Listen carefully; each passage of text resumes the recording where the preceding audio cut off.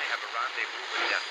We'll preserve the last best hope of man on earth, or we'll sentence them to take the last step into 1,000 years of darkness.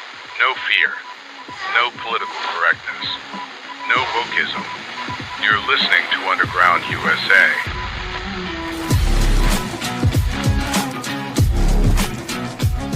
Thanks for downloading, listening, and sharing. My name is Frank Salvato, and you're spending a few moments in Underground USA.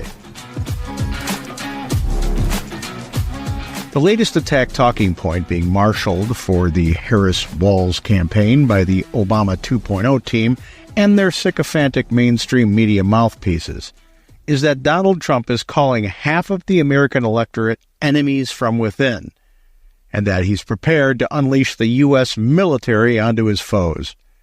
Of course, this is unmitigated bullshit of the highest order. A more perfect example of unsubstantiated fear porn has seldom been seen or heard. The Harris-Walz-Obama 2.0 team had to contort and edit cherry-picked soundbites into shapes that origami experts would envy to arrive at the current disingenuous narrative. Both Harris and Walz, along with the usual suspects on cable news, are floating this absurd idea. You heard his words coming from him. He's talking about the enemy within Pennsylvania. He's talking about the enemy within our country, Pennsylvania. He's talking about that he considers anyone who doesn't support him or who will not bend to his will an enemy of our country. It's a serious issue. He is saying that he would use the military to go after them. Think about this. And we know who he would target. And we know who he would target because he has attacked them before. Journalists whose stories he doesn't like.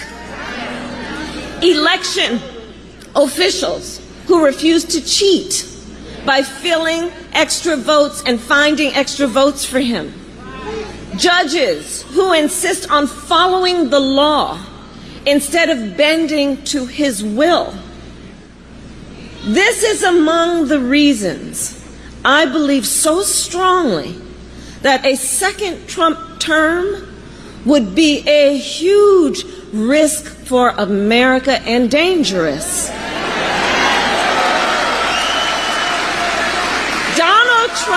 Donald Trump is increasingly unstable and unhinged.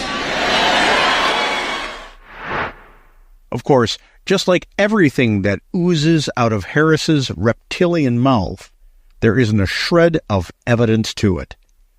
As Megyn Kelly pointed out on her podcast on Wednesday. But this new-ish line of attack is that Trump sees anyone who does not support him, as a, quote, an enemy from within, against whom he might unleash the U.S. military. All right. That's where they've gone with some comments Trump has made on the campaign trail lately that do not say that. It began yesterday with a new ad released by the Harris campaign. Watch. Donald Trump, more dangerous, more erratic than ever before. Echoing fascist. The worst people are the enemies from within. The enemy from within are more dangerous than Russia. We have some very bad people. It should be very easily handled by the military. Trump's basically going to have the army show up at your front door if you don't vote for him. Sounds ominous. But we just decided to take a little fact check of the examples in that ad. In the first clip, you heard Mr. Trump say, the worst people are the enemies from within. The clip was taken from a rally he held in Coachella, California this past weekend. In the full clip, Mr. Trump was talking about Congressman Adam Schiff. The worst people are the enemies from within. The sleazebags, like a guy that you're going to elect to the Senate, Shifty Adam Schiff. He's a sleazebag. That's it. He doesn't like Adam Schiff. Who cares? Next up in the ad, you hear Trump say, the enemy from within are more dangerous than Russia. This was taken from a rally in Wisconsin on October 6th. He was actually talking about fascists, Marxists, and communists that he believes are pulling the strings in Washington. The enemy from within, the crazy lunatics that we have, the fascists, the Marxists, the communists, the people that we have that are actually running the country, not her. She's not running it, and Biden's not running it either, and you all know that. Those people are more dangerous, the enemy from within, than Russia and China. This is a political argument. This is generic political argument. These people are our enemies. Same as he says, the press is the enemy of the people. They're working against the will of the people to undermine democracy. I mean, this is like the Democrats say this stuff all the time. This is not about arresting private citizens in their home or unleashing the Navy SEALs as you go for a swim in the Atlantic. The last example in her ad is one the campaign, Harris campaign and corporate media are really seizing on. In the ad, Trump says we have some very bad people, should be very easily handled by the military. Going to have paratroopers landing in your backyard, wanting to see how you voted. It was taken from an interview he just did with Maria Bartiromo on Fox Business this past Sunday. But the question Trump was asked was whether he was expecting any chaos on Election Day. And the reason she asked him that is that President Biden recently said he's concerned Election Day will not be peaceful. And he's clearly suggesting Trump supporters will be responsible for that.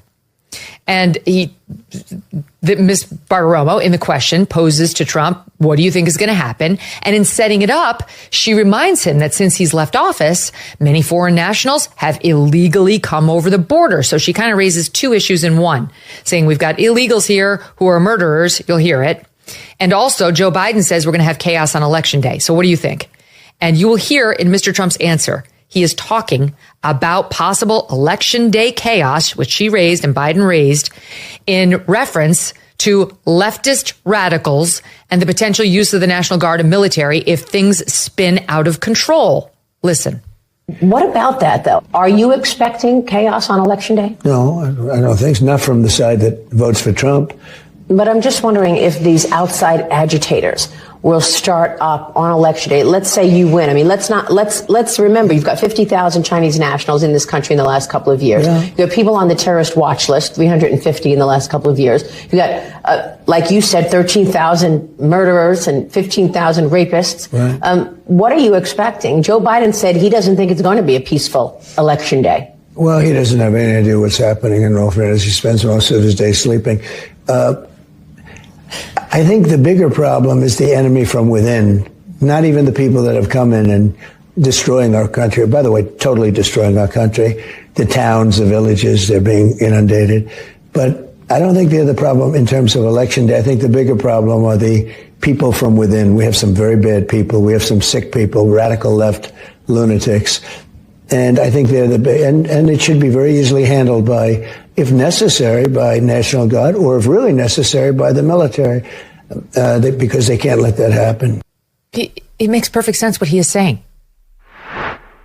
The Harris-Walz-Obama 2.0 crew is so infuriatingly disingenuous, and arrogantly so, that this election needs to be a landslide message against the far left that the American people are simply done with their now obvious soft Marxist revolution. In fact, when you examine what Trump said, as exposed by Kelly, he was alluding to the radical, unimpeded violence perpetrated by the radical left that plagued his first administration. Violence that was promoted and facilitated by the far left elected and activist classes through their Black Lives Matter and Antifa proxy protest groups. From 2016 onward, the United States experienced a series of ongoing protests that almost always escalated into violence. The BLM movement began in 2013 but gained significant momentum after the death of George Floyd in May of 2020, 6 months before the 2020 general elections. These protests spread nationwide, with Minneapolis becoming an epicenter of unrest. Violence erupted in just about every major U.S. city, with incidents of arson, vandalism, and confrontations with law enforcement. The scale of destruction was significant in some areas, leading to billions of dollars in property damage across the United States. Antifa activists were almost always present at BLM protests, especially in cities like Portland, Seattle, Los Angeles, Chicago, and New York City. Their involvement was always marked by direct confrontations with police and counter-protesters, property damage, and attempts at true constitutional insurrection to create autonomous zones like the Capitol Hill Autonomous Zone in Seattle.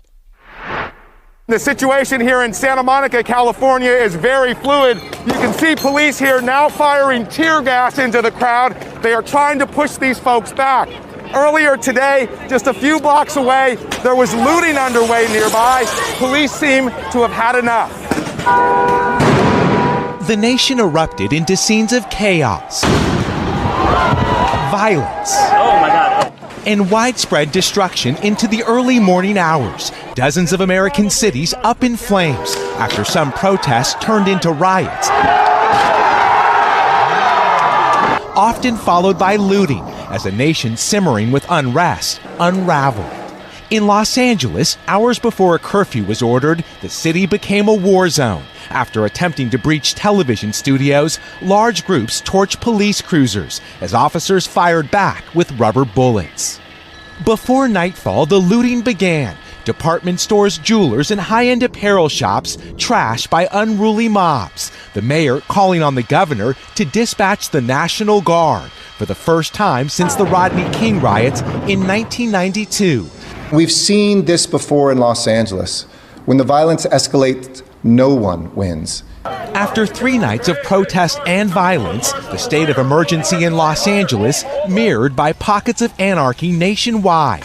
Described as all hell breaking loose in Seattle, when police lost control of downtown, crowds destroyed, then took over their vehicles. With demonstrators out in force again today, a violent takedown in Philadelphia, where a Foot Locker was looted after more than a dozen officers were injured there last night. With tear gas choking the streets of Miami, police battled protesters to keep control of their headquarters. With banks burned, highways shut down, and City Hall on fire in Nashville, there was more than 1,000 arrests. The National Guard is moving into Chicago after clashes between protesters and police. The cat and mouse game here in Santa Monica continues. You can see police are ready to move in on all these protesters again. The curfew starts in less than 30 minutes. Scenes like this are playing out all across the nation as the National Guard moves in. In each outbreak of violence across the nation, one thing presented as a common denominator. The urban areas plagued by the continuing violence had Democrat-led governments that refused to serve the general public in keeping the peace, in maintaining law and order. And anyone with half a brain understood it was all for political gain looking to the election. A manufactured, condoned, and facilitated chaos meant to sway an election in favor of Biden, Harris, Obama 2.0. These are the enemies within that Donald Trump is talking about. The anarchists, the far-left progressive activists, the Marxists, the neo-Bolsheviks, those who make up Obama 2.0, just as they made up Obama 1.0. The people puppeteering the Harris-Walz ticket as we speak. The American Fifth Column. Now that we've defined who Trump was referring to, his declaration makes sense, doesn't it? Setting entire cities on fire and executing violence in the streets, destroying people's livelihoods and life's works isn't about redressing government. It's a criminal act of unlawful violence. Looting isn't a political statement. It's opportunistic theft. And those who condone and facilitate these unlawful acts are just as guilty of these crimes as those who are executing the criminal acts themselves. The primary purpose of government, and in fact the only legitimate purpose of government, is to keep the citizenry safe under the rule of law. There are no exceptions to that responsibility, and it applies to all citizens, not just the preferred classes as defined by the Machiavellian activist class that is trying to balkanize the American people for their electoral benefit. Yes, Virginia, there is an enemy within. They are the American fifth column, who seek the fundamental transformation of the United States of America from a constitutional republic to a socialist democracy. This is the Harris-Walz ticket, as was the Biden-Harris ticket before them and the Obama-Biden ticket before them. This is the entirety of the Obama and progressive movements, and you damn well better start realizing that this choice, the choice on which direction our country is going to travel, is indeed on the ballot this November 5th. We are 5 days away from fundamentally transforming the United States of America.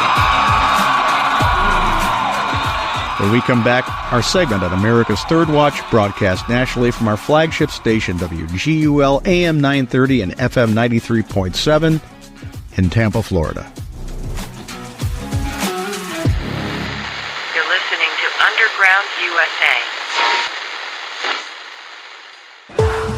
Our First Amendment right to free speech is under attack by woke activists and politicians. Wokeism seeks to suppress opinions and ideas that are deemed offensive, insensitive, or problematic, thereby stifling the free exchange of ideas and the pursuit of truth. It emphasizes social justice, identity politics, political correctness, and the regulation of language, and relies on euphemisms and ambiguous language to create the illusion of consensus, thus avoiding confrontation with opposing viewpoints. Wokeism is antithetical to free speech because it stifles the free exchange of ideas and the pursuit of truth. This is in direct opposition to the principles of free speech. Wokeism is an ideological cancer shopped by those who want to control you. This November, we have an opportunity to render wokeness to the ash heap of history. Vote smart. Vote against wokeness and those who would use it to control you. And, you know, we have to stay woke. Like, everybody needs to be woke. And you can talk about if you're the wokest or woker, but just stay more woke than less woke.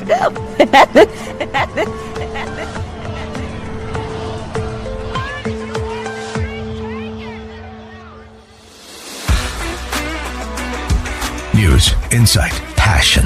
AM 930, The Answer.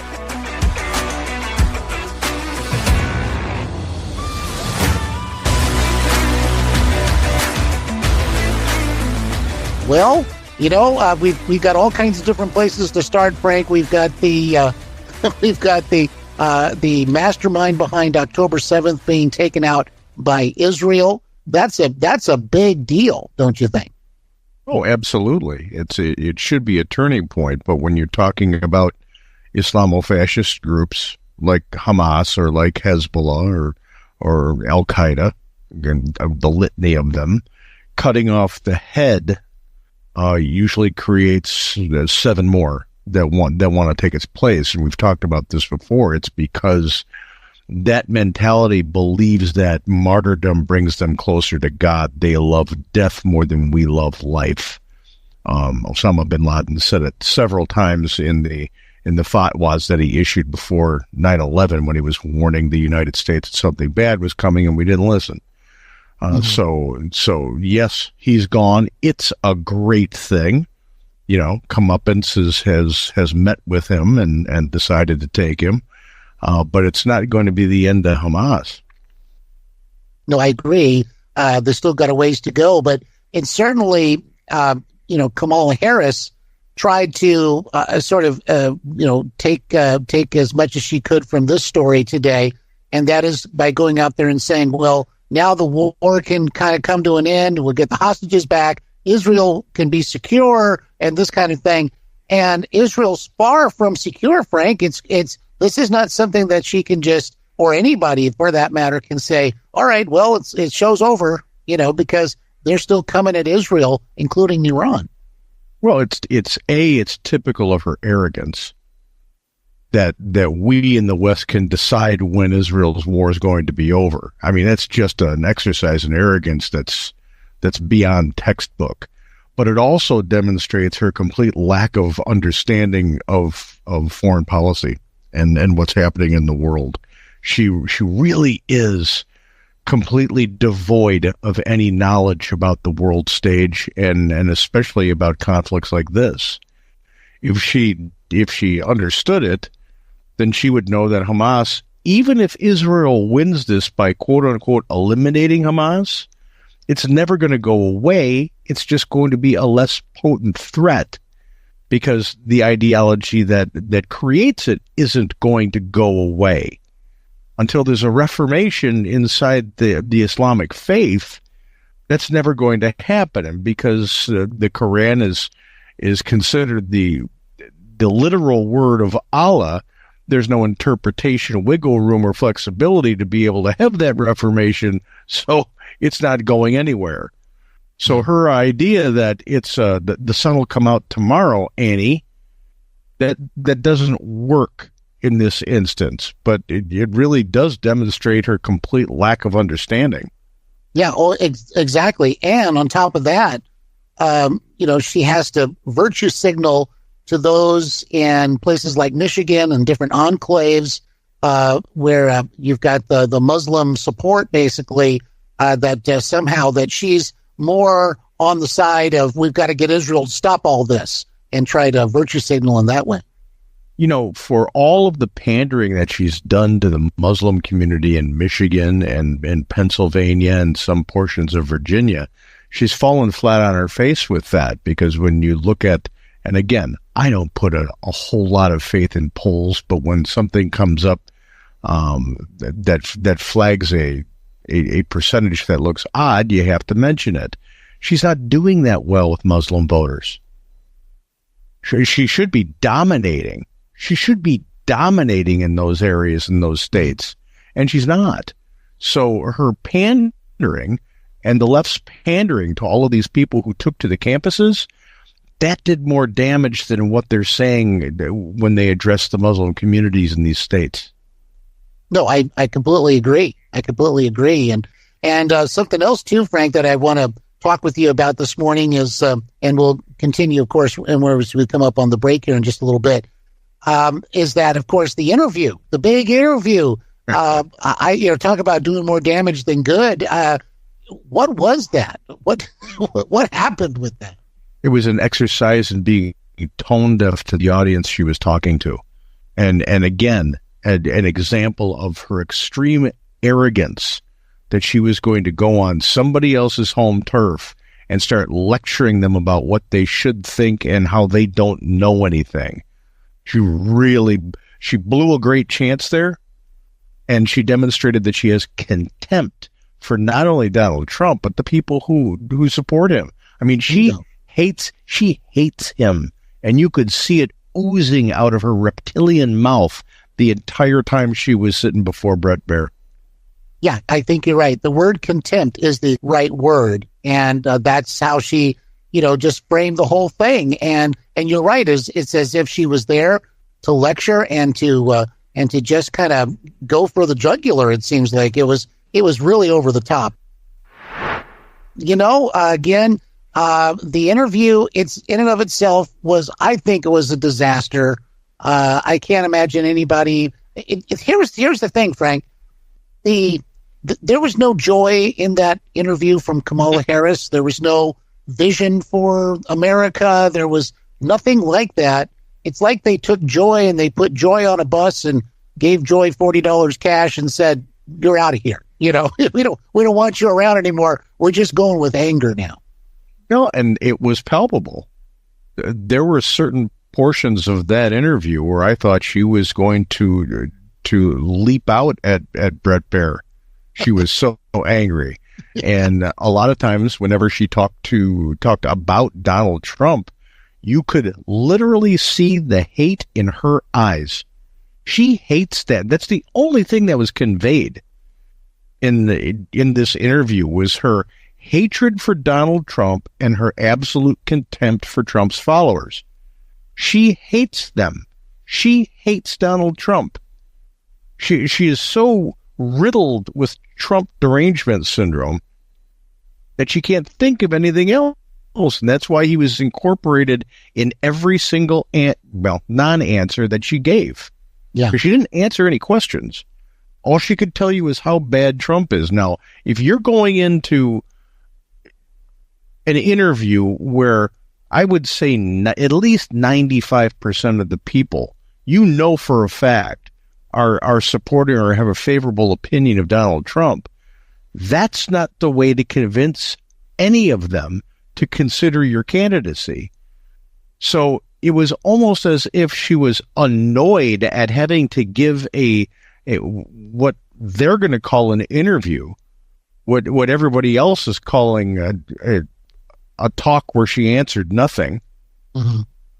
And you look at the polls, she got no bump, but she dropped. And the only polls that really matter that I look at right now are the betting pools. Polymarket is one of them, and she has dropped to below 40%. Yes, that's significant. Well, something I was thinking about too, Frank, and this is just kind of out of left field, and that is, they have their own internal polling, which is a lot different, from what we see in the national polls or the mainstream media polls, and I think that dictates what they do, their behavior. And again, this is just out of left field, but could she have just gone into this Fox News thing kind of knowing that her time is kind of come and gone? She's probably not going to win. And maybe she just wanted to burn the house down, with that hatred like you're talking about. Because who in their right mind would do that? You don't want to come off as measured, thoughtful, presidential even. I'm going to take a different track on that. I think that her team, which is Obama 2.0, it just is. Take a look at everybody around her. You have to be blind as a bat not to understand that Obama's been pulling these strings the entire time. Everybody in the administration is a holdover from when Obama was in office. The same pool of people. That's why nothing has changed and it's only gotten worse. I think that these people are so arrogant in their fake moral superiority over everybody else, especially people who support Donald Trump or who call themselves conservatives or constitutionalists, that they think that they're going to win out in the end. And that's why the question about, right now the big false narrative being shopped by the Harris-Walz-Obama 2.0 campaign is the enemy from within canard that's been cobbled together from several speeches that Donald Trump made to make it sound like he's going to unleash the military on the American people should he win, which doesn't make any sense, but that's what they're going with. He was asked what happens if there's chaos after the election. It's a legitimate question. Because if you think that the radical, arrogant, self-righteous, non-thinking it through left is going to go quietly into the night because the election has been certified, you're smoking crack. Yeah. You're right. Trump wins, and by all indications, he's got a very good chance of winning. The major cities are going to burn. So what he addressed with that, and that's something Joe Biden brought up, not Donald Trump, Joe Biden. Mm-hmm. Trump's answer was, ain't going to come from my people. Ain't going to come from the people who vote for me. It doesn't make sense. The idea that this time governors are going to have to deploy the National Guard so that billions of dollars of damage don't happen to our major cities, it needs to be a reality. We're going to destroy things because we didn't get our way 3-year-old mentality, temper tantrum mentality. We've got to move past that as a culture. Oh, I agree. But they still have this animosity towards America. And, by having the cities burned, by doing these kinds of things, that just is all part of their, that's going to put a smile on their face. They think, oh, good, we're making the progress we want to make in terms of completely destabilizing America.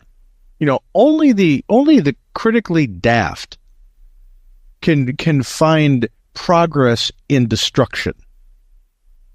I know they want to foment transformative change through the use of chaos, which is very It's very Marxist. It's very communist revolution. If you even remotely understand history, you see this as very blatant. But nothing progresses through destruction. It just doesn't. Not societally anyway. This division between the people, it destroys. There's no unity there. It doesn't help to move anybody forward. It creates animosity. And that's what they've been doing. They didn't think it through. If you divide the country up into every demographic you can slice and dice it into and pit them all against one another, they're going to pick who they want to run them, not you. As a matter of fact, you're probably going to be the first one that they slice and dice up because you were part of the people that created the problem. And that's what's happening to the Harris campaign. These people created the problem that we exist in today. Everybody knows it because they've seen it happen. And now they're saying, hey, man, I've decided I want to be a change agent, so you have to look at me like that. I'm identifying as a change agent. That's right. Well, I guess that identity thing, just because you declare it, doesn't make it so, now does it? No, it doesn't. And Trump is actually the one who's actually building coalitions because people from all different groups, like you're talking about, that have been carved up, by the far left and the Democrat Party elite, people are just figuring out that they share a lot of commonality, that they share a lot of values, that they want to have a good economy. They don't want an opportunity economy. They want an economy that has opportunity in it, in and of itself. And the government, and this is what I really kind of laugh at, Frank, the government doesn't bestow upon you opportunities in the economy. The economy is there, but you're supposed to make your own opportunities. Government needs to get out of the way. Well, and this is point and parcel of the problem here. They believe the government can. They believe the government is the bestower of rights, is the bestower of that opportunity, when in fact our country was founded on, if you keep the government out of the way, then everybody's got equal opportunity. The only thing the government's supposed to do is protect the citizenry and make sure there's a level playing field. And that means getting out of the way, not coming in and picking winners or losers. And that's what the progressives have been doing since the days of Woodrow Wilson, picking winners and losers and keeping their thumb on the societal scale. Now it's like the memo has gone out, paint the worst possible scenario and just make it up. Just make it up out of whole cloth. No holds barred. Say whatever you want about Trump. He may even also single-handedly lead the space alien invasion that will take over the earth and we all become food. I wouldn't be surprised if they would say something like that. Yeah, he's the cause of cancer. Right. As far as the left is concerned, this guy is Satan. He's just cracked the crust of the earth and erupted, and he's here. The only problem is he's already had 4 years as president of the United States, and none of the things that they claim he will do in office, he did. It just doesn't exist. It's all fantasy. This is what happens when you run a campaign that never stops, and it hasn't stopped. It hasn't stopped since he ran against Hillary Clinton. It started in 2015 when he came down the escalator. Mm-hmm. They have to destroy him. They have to paint the picture of who he is, but they don't know how to handle the fact that he's got a track record that proves everything that they're saying is 100% wrong. He doesn't destroy the economy. He makes it thrive. He doesn't make the world a more dangerous place. It's a safer place with less war, less confrontation, and more agreement. Every demographic across the board that the Democrats have sliced and diced our country into thrived during the Trump administration. So when you employ this destroy at all cost and the truth doesn't matter type of tactic, you eventually get yourself backed up against the wall where you have to keep lying because you can't live up to the expectations of what you said. Well, exactly right. Exactly right. And when you declare someone to be Hitler and all these things, it's very hard to come back from that, and especially, and I think, Frank, they set that up on purpose because there will be challenges like you've never seen if Trump wins this election in terms of even certifying the vote or getting him sworn in to be president. I don't put anything past these people. Well, Jamie Raskin, who is like your ultimate elected official as a Trump denier, even more so than Adam Schiff. And by the way, if Adam Schiff goes to jail, it should be on perjury charges. Right. And if Nancy Pelosi goes to jail, it should be for SEC insider trading violations. Those are two legitimate charges that should be leveled against those two people. They should pay a penalty for it. If you or I did it, we'd go to prison. Oh, sure. Well, exactly. But this Jamie Raskin has said that, we'll find a way to make sure he can't take office under, we're going to have these challenges. We're not going to certify the vote in the Electoral College. We'll challenge it. What happened to you got to go with the election result. Well, that was that. Yeah, and if Antifa and the people who took to the streets who were the paid supporters by George Soros during the summer of 2020, the people who set fire to Portland and Seattle and Chicago and LA and New York, if they show up at the Capitol building on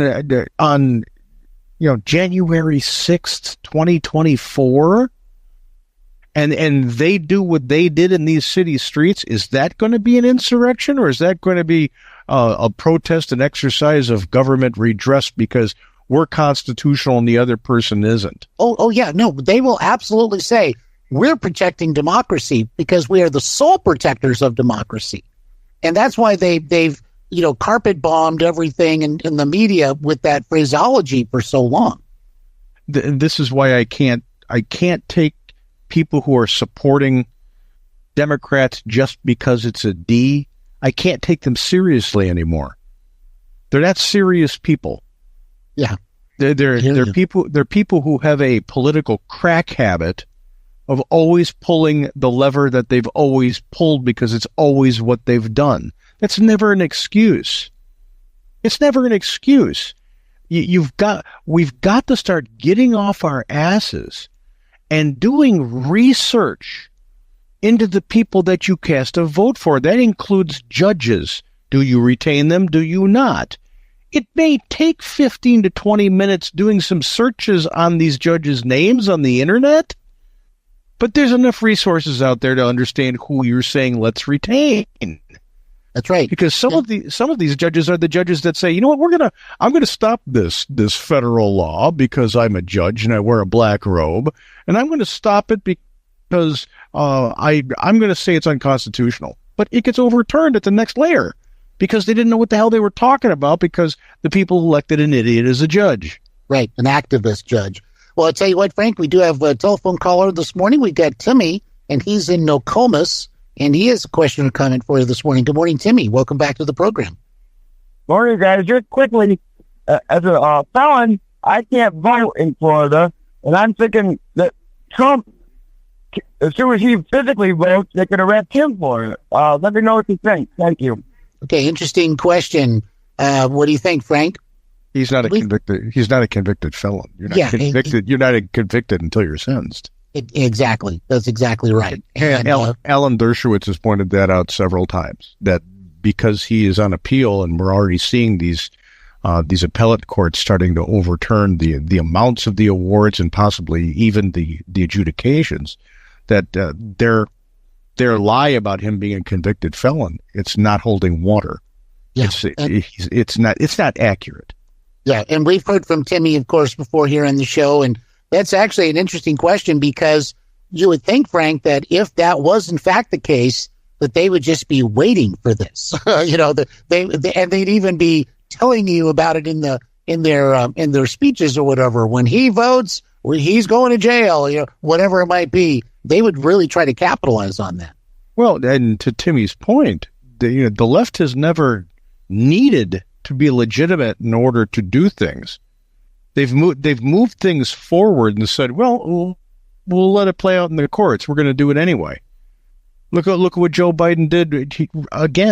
He forgave student loans for people who are in the public service sector of the federal government. Even though the Supreme Court said, you will not do this. He went, but I'm going to do it anyway. But I thought Kamala said, we follow the law. Of course, unless when the Supreme Court goes rogue, I guess. And that's another question. If anybody who was listening with ears wide open during that interview heard her say "we" a lot of times. Who's we? Yeah, it's not a committee that's running for president of the United States. I get that you have a cabinet. They're supposed to be advisory. I get that you have senior advisors. They're supposed to be advisory. So we don't do anything. She would be doing something. So it's either an indication that the buck doesn't stop with her because she's too much of a coward to own what she says and does, or that for the entirety of the time that Obama 2.0 has been in Washington, D.C., they've been pulling her puppet strings. Well, and I think that she, is kind of comfortable in that whole situation. To wit, she didn't go to the Al Smith dinner. She doesn't engage, and she hasn't even had a press conference, for goodness sakes. You can't have a press conference without a teleprompter. That's right. Or the exact same earrings she wore in both the debate and the interview. Yeah, that's pretty interesting, isn't it? Yeah, I'm telling you. And then the look on her face when Brett Baer said, when did you know? When did it become apparent, essentially, that something was wrong with Joe Biden? And she vaporlocked for a second because, she knew that whatever she says now, it's going to be bad. Well, that was another moment where I haven't been to Europe. I haven't been to Europe. Trump's not on the Trump's on the ballot. Yeah. Let's deflect. Where's my go-to? What do I do? What do I do? What do I do? She's not a smart human being. She can't play on the national stage in politics. She was a poor pick. She's a poor choice. Don't vote for her.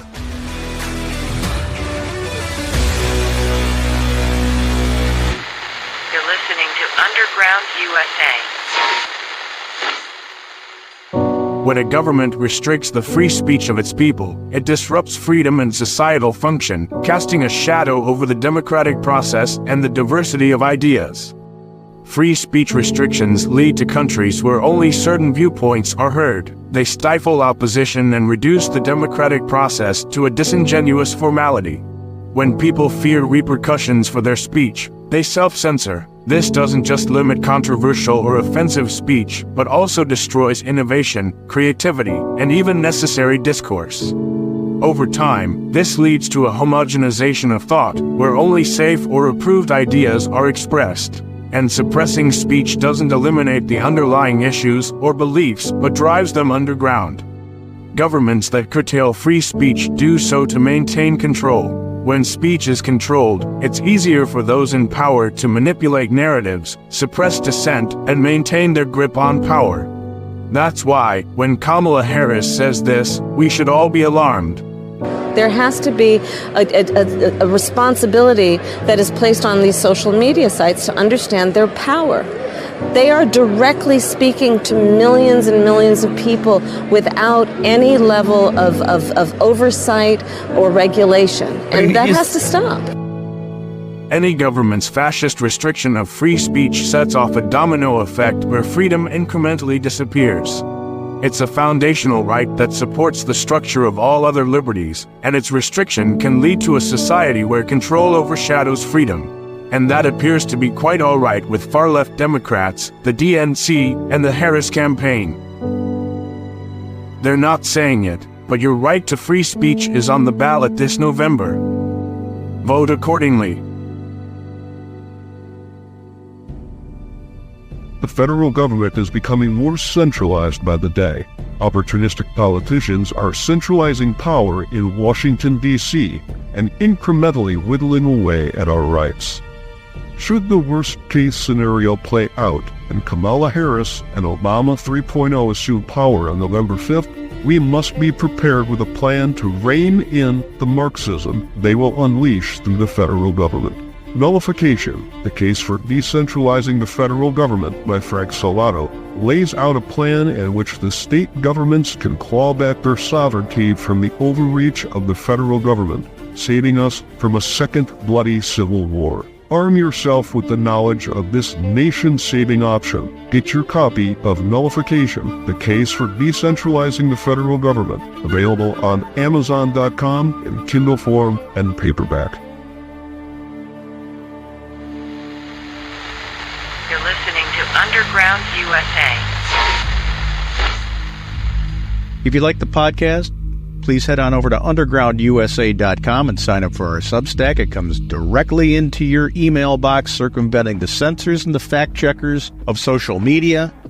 A very important avenue to have this direct communication as we move forward into the final stretch of the 2024 election cycle. And please remember the people who lost everything during the current storms, especially the people in western North Carolina, eastern Tennessee, and northern Georgia. Just because the mainstream media complex has moved on from the story, it doesn't mean that they still don't need our help, materially, financially, and at the ballot box. And don't forget to discuss politics, religion, and current events with your friends, families, acquaintances. It's important that we talk to each other, because when we do, we understand that we have more in common than we do in difference. And that's how we beat the deep state elected class, who is constantly trying to balkanize us to be able to cobble together that 51% to win elections. United we stand, divided we fall. E pluribus unum. You're listening to Underground USA. No fear, no political correctness, and no wokeism. My name is Frank Salvato.